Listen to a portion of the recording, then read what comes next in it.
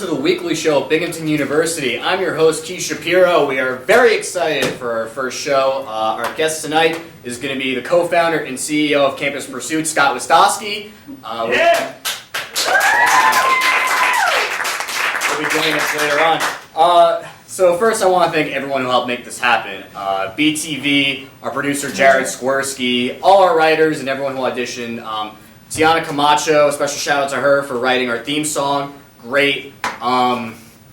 And our studio audience, you can't see them right now, but I assure you they're here. And most importantly, those of you watching this on BTV right now, presumably because you're in the marketplace and the line for sub connection is too long. In which case, I recommend the Baja Chicken. What are you doing? Don't get mustard on it. You're ruining the sandwich. Alright, so for those of you watching this and aren't really sure about what we're doing, presumably because this is our very first episode, we're trying to be like the Daily Show with Jon Stewart for Binghamton University. You know, maybe a joke here, a news story here, and the hope that Jon Stewart and his people don't send us a cease and desist order and we end up getting canceled. However, unlike The Daily Show, we don't have televised news clips to work with, so we kind of have to go about finding those the old-fashioned way. So I got this guy here. Alright, let's see. Tuition hikes, new Sodexo, Ebola. Yeah, people. Who cares about Ebola anymore? Oh yes, the red light deadline. I knew I'd find something. So, for those of you who don't know what we're talking about, the Office of Residential Life has moved up the registration deadline from April to now. They're a little bit delayed on the laughs. And there are many speculations as to why the university is doing this. They say it's to foster better relations among students, or the fact that students who live in the dorms have higher GPAs. But the same can really be said about students in fraternities and sororities, and we all know how the university advocates for students to join Greek life.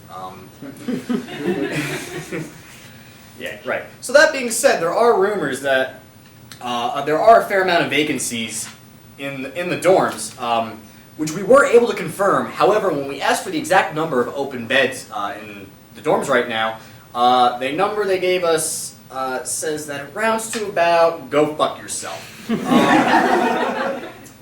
Now, I've been a math major at the school for about 4 semesters now, and I'm pretty sure that's not a number. Then again, I am a math major at this school.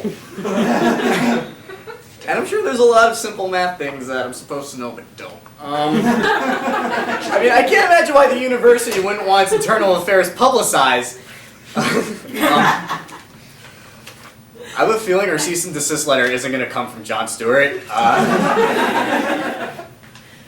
Dear Mr. Shapiro, fuck you. Love, Harvey. That's how he signs off his business letters. I don't know. But where does this leave freshmen to find roommates in time, given that they don't like the person they're living with now? You know, the university claims to have created programs to help people find new roommates, but they're just trying to mask an even bigger problem as to why so many students want to move off campus. And why are so many students moving off campus? Is it the quality of the facilities? I surely know it's not the cuisine. Or maybe it's the $14,000 that students or their families have to pay in room and board. You know, because who wouldn't want to pay $14,000 to sleep on an oversized maxi pad?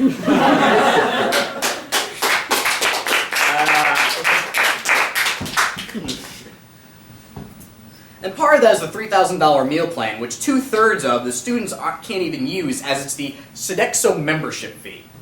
That's right, you guys are all part of the elite Sodexo Dining Club, giving students prison-quality food at restaurant-quality prices. But besides sending students back to their dorms wishing they had just caught Ebola instead of went to the dining halls, I mean, to be fair, they both make you bleed out your asshole. You know, students simply don't want to pay more unnecessary fees that they already have to as a part of attending the university. Here are the real fees that a student with at least 12 credit hours has to pay that correspond directly with the number of credit hours they're taking. So, if you are taking at least 12 credit hours, meaning you're a full-time student at Binghamton University, you have to pay a transportation fee of $87, a student activity fee of $95.50, a $50 recreation fee, a $181 health fee, and a $34 fee for campus life. And that's just the stuff that costs less than $100 because that's what you end up paying if you're in any school that isn't Harper. So that being said, you pay a $269 fee for athletics, which would make sense if we had sports teams. Oh, we do have sports teams? Oh, they just suck and no one cares about them? A $359 technology fee, because it makes sense to pay $360 for the existence of technology. That's like your neighbor charging you a $250 nature fee because he planted a tree in his front yard. And this is a real fee. You have to pay $112.50 for academic excellence, and you don't even have to do well in order to have to pay that fee. Do you know what that's called? Tuition. I mean, either way, what does that teach people? Hey, Junior, you want to do well in school, you're going to have to pay the same amount as it would cost for a 24-inch HD LED television. In which case, you'll have to pay $360 because that technology to make HD TV exists. Choose wisely. I really hope Jon Stewart doesn't see this because that is just, we're just pulling pages right out of this book. But for whatever reason students are moving off campus, one thing is certain. There are a list of problems that the university doesn't want to diagnose and would rather just find ways to cover up. Because that would be, and I hope I'm pronouncing this right, work? You know, I understand that the university is trying to expand enrollment, and part of that is paying $40 million to enter a dick measuring contest with itself. But think about what the implications are about when you actually put people in those dorms. Because without us, this university wouldn't even fucking exist. And just because you've shown the world that you have this giant dick, doesn't mean we're gonna let you fuck us with it. Follow your own rhetoric. We all carry a story in us. And the stories we carry, they burn. Once, we made our way out of the sea, carrying a fire lit in our hands. And together, we watched as the earth embraced the sun, and as the dusk bled into the dark, we came together in a circle, and together we shared our heat. And the fire grew large and built its voice in the direction of the heavens to say to that infinite vastness, we are here as well. When you speak up to tell your story, watch how the world quiets around you. How it might lay down its spears, put down its books, and listen to what you have to say. Come, tell me where you come from. Tell me what your grandmother's house smells like. Tell me the transmission that came through your neighbor's secret radio. Tell me how many soldiers were shot down with arrows and how many continued forward. What was the first bird that spoke actual words to her? Tell me what the thunder that crashes inside of you sounds like. Tell me how soft is the hair of your lover. I've traveled a long, long way to find a seat beside this fire. I would love to hear a story as I warm my hands.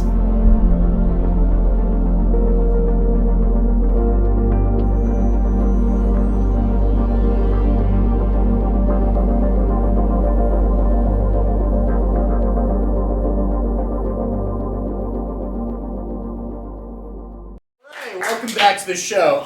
So I know things got a little bit heavy towards the end of our last segment, so we're going to talk about what's on everybody's mind. Sex! Glad I'm not the only one in the room. So one of our own writers, Esmeralda Murray, very talented, wrote a piece in Pipe Dream recently about how past sex workers shouldn't be discriminated against for their past work. The example she used specifically was how someone in MasterChef apologized for being a stripper earlier in her life. And this brings up the idea that anybody with past sex work shouldn't be discriminated against when they look for a job now. Because a lot of people, they do sex work in order to pay for college, which, as we examined in the last segment, isn't so easy to do. So remember, next time you're at a rush party and they bring in girls from the local strip club, tip them a little extra, or else they might be here forever. Alright, so on that topic of where you should and shouldn't stick it, the university's program for real education about college health, or REACH, was on the spine recently, giving out condoms and lubrication as well as educating people about sex, including playing a game of cornhole with a zygote-shaped hole and a sperm-shaped beanbag. So, for our younger viewers there, I guess it's time for us to tell you where you came from. Can we dim the lights, please? Set the mood. Hey there, little guy. So we hear you. It's finally time for you to give you the talk, because as we've seen, the REACH program has already gotten started. So, when a man and a woman love each other very much, much like your parents, they play lawn games. Maybe start out with little lawn darts. When things get hot and heavy, maybe they'll move to horseshoes, which I know you've discovered you could do by yourself, but when you find the right person, it's magical.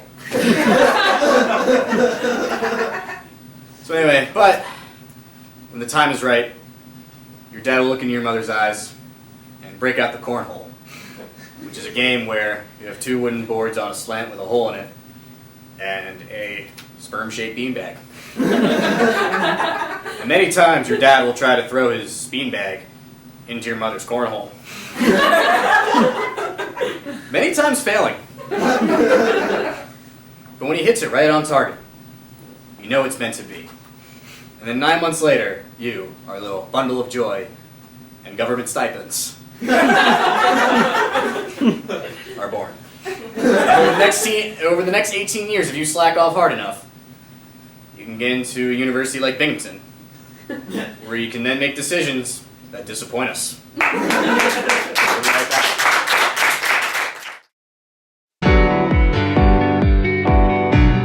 Hi, my name is Ethan Scarduzio, and I'm the director of the short film Fallout. Fallout is one of a number of collaborations that myself and Oliver Lau have really sort of come together in creating a really unique visual style for this film. We wanted to be very uncompromising. We wanted to try some new techniques and really try and, up the ante and really learn as much as we could, but at the same time have a really great product.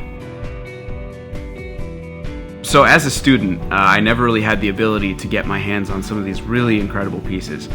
Between the FS 700 and the Canon 1DC and all of these lenses and all of these apparatuses that we're using. This is all stuff that I never would have been able to even physically touch until now. So it's really exciting to actually open up the box and take a look at it and figure out how it works and implement it in a film.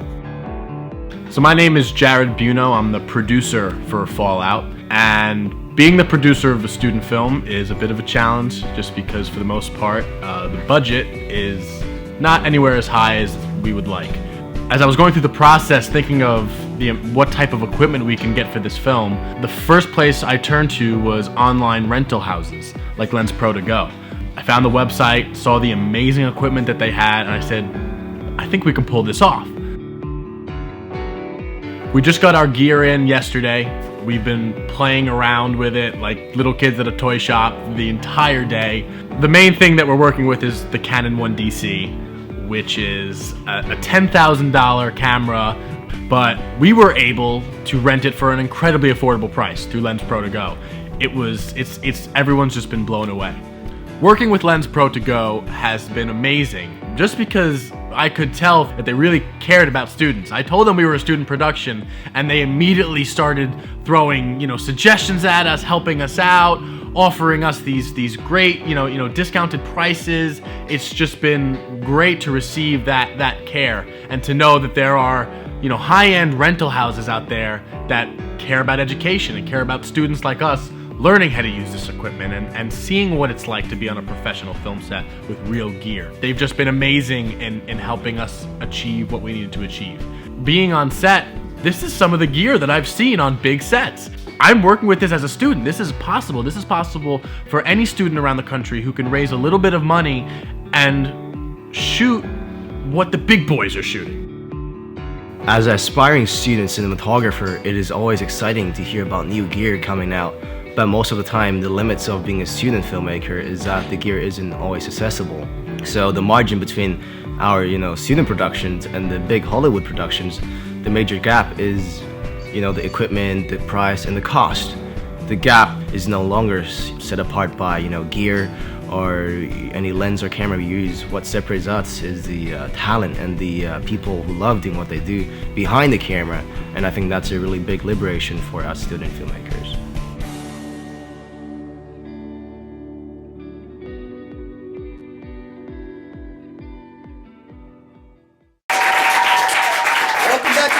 My guest this week is the co-founder and CEO of Campus Pursuit. Please welcome to the show, Scott Witowski. Thank you.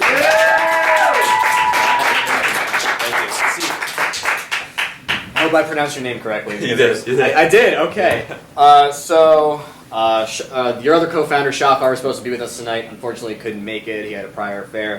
So here's a shout out to you, Shakar. And so while we're on that topic, I saw The Social Network. When are you gonna phase him out? We won't tell him. We'll show us. When are you gonna phase him out? When is he gonna sue you? And more importantly, when is David Fincher gonna make a movie about it? You can make the movie if you want, but no, we're best friends. We were roommates. Right. We're not parting ways. All right. So you guys started this thing out. You guys were roommates together, obviously. You guys had this idea. And a somewhat similar story to Eduardo Saver and Mark Zuckerberg, but and there's been this wave of startup companies coming from college students. I think it started out with Facebook, with Mark Zuckerberg, and he really showed that you don't really need a full college education to be successful. And then you had Tinder, which started out on USC's campus before it expanded, and you guys are expanding to other campuses. You guys are at Albany, Cornell, and Ithaca, besides being here. So you guys are growing really fast. My question is, are you going to be able to implement this outside of the college campus world? Like Facebook, that started out as college campuses. Now everyone has Facebook. Tinder, anyone can use Tinder. What's going to be the next move for Campus Pursuit in terms of that? Big question. Thank you. It's working great on college campuses, and we are in the process of scaling it to many more college campuses. We would love to do it in cities. It'll happen one day, hopefully. But treasure hunts are fun, and when we started this, we had this idea that not everyone should. It's a great way to break up the day. It's a great way to put a smile on someone's face. And business-wise, it's a great way for brands to connect with people through an advertisement that isn't being pushed into their face like many other type of advertisements, but people are actively wanting to participate in this type of advertisement because they can find hidden prizes. So it's like reward advertising, like you watch the ad and get the reward. And that's sort of the about was you guys sort of a lot, like sometimes a company will come somewhere and like they'll give out free samples or play a game and get a free sample. You guys sort of, most people when they download apps, they'll pay a little extra so they don't have ads. You're having people pay for an app that's completely ads. But but it's different because you guys have taken basically the fun part of an Easter egg hunt. Yeah. And applied it to campus advertising for business advertising. And so People know, people is this- don't people don't know they're being advertised to. People are playing a game. So you're tricking them. well, we're giving them free prizes. I mean, we're giving them gift cards and free stuff. They just have to go find it. And in the process, it is advertising. It's reward. You know, it's something that we believe that we created, like treasure hunt marketing. And yeah. Right. I mean, because I know most businesses, it's kind of like, you know, when there is advertising, it only benefits two parties of the three parties that are involved. It benefits the company. It benefits the medium that it's being advertised to, because they're getting money. You know, and the person who's viewing the advertisement is just kind of there, looking at it. You guys have sort of integrated that third piece into Exactly. wanting to be advertised to. And that's why we think we're amazing. Like that's why like The balls on this guy. We're so amazing. No, it's- because his, like advertising is always in people's faces. You go on Facebook, you see ads. You go on the internet, you see ads. You drive down the highway, bombarding you with ads. And you know, advertising. So you're telling me that the attractions thing or the food exit for Cinnabon or whatever, that's not good? no. Look, I love driving down the highway and seeing ads and everything, but it's being forced on you. And with Campus Pursuit, it's willingly wanting to view an advertisement so you can find a prize. It's Do we still have it here? Yeah. Consent is mandatory for advertising. Yeah. But you know, even when I was little, I not little. When I was like in high school, I actually had this idea of a treadmill, right? Right. Oh, I shouldn't say this on TV. Wow, because no, but whatever. Because So cameras go off, start So- writing shit down, make sure you get the advertisement on. So I had this idea of a treadmill, right? And you guys like go to the gym, you run on the treadmill, and you watch TV. What if you can get paid to work out? It's this crazy idea. You would be on the treadmill. I think they're called athletes. No, that too, but no. Olympic athletes, I think that's what they're paid to do. No, but Unless what you're if, North Korean. but what if you could go to the gym and get like $2 every time you work out? And I had this idea of creating a treadmill, and then there'd be a screen in front of it, and you wouldn't watch like cartoons or anything. You would just watch advertising. And so advertisers would pay you like small cents and pennies just to watch their ads, and then you run for an hour and you take in the ads and everything, and then you get paid money. And I thought, yeah. That is some Clockwork Orange shit right there. Like, Yeah, just like have someone like. I submitted it to a business plan competition and it got rejected, but that I wonder why. but I was like 16 or something, and like that idea of reward advertising it's always been like, you know, why can't advertisers give people rewards to look at their products? So. I mean, I think you did find a much better medium. That just Yeah. kind of, it's like, work off, fatty. Maybe you'll get to eat at McDonald's. You know? Which I think is counterintuitive. At least like advertise fitness products while they're working out, but that might actually make them hate the workout even more. Yeah. But no, it's a great app. It's available now on iTunes or the App Store and Google Play. Scott Witowski, everybody. We'll be right back. Thanks for coming on, man. I appreciate it. Thank you. Come on, man. This will really help our club out. And you get a discounted community key for a year. Weren't you going to get one anyway? I don't know, dude. I'm not even sure what a community key even is. Is $20 really worth it? This guy. Is it worth it?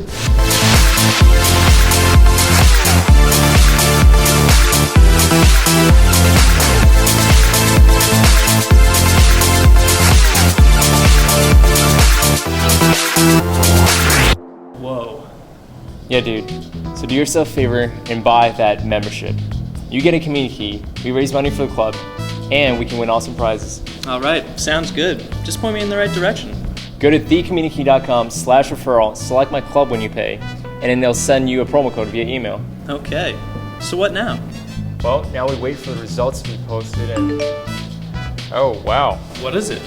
Subway's is offering a buy one get one footlong for the next hour. Seriously? Can I use your community key right now? Hell no. I'm hungry. Go get your own and let's go.